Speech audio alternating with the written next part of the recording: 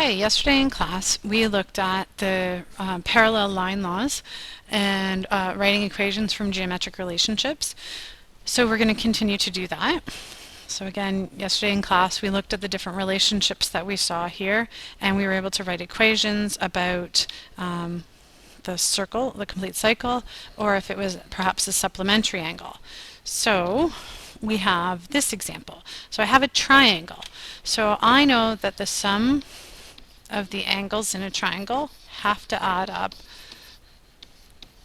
of angles inside a triangle has to equal 180 degrees.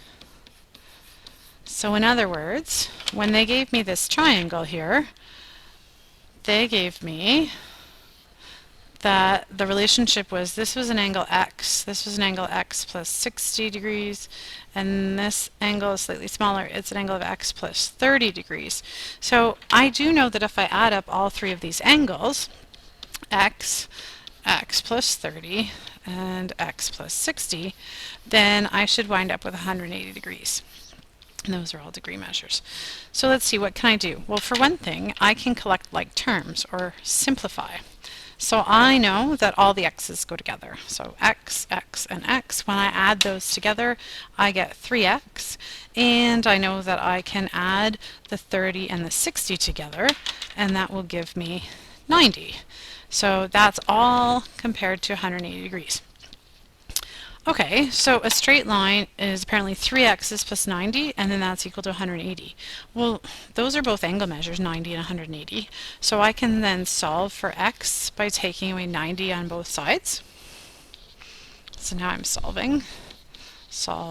for x, which is actually the first statement. So that would leave me 0 degrees there, but I still have my 3x. And if I take 90 away from 180, that leaves me 90 still. So 90 degrees here.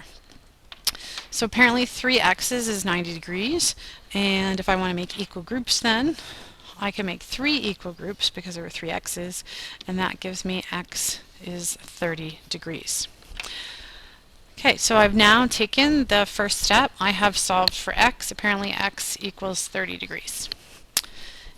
And I also need to determine the measures of the angles. So for this angle here, it's going to be 30, when x equals 30, it's going to be 30 plus 30.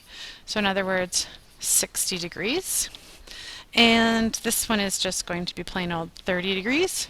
And this one will be x plus 60, which is the same as 30 plus 60, which means this is actually a 90-degree angle.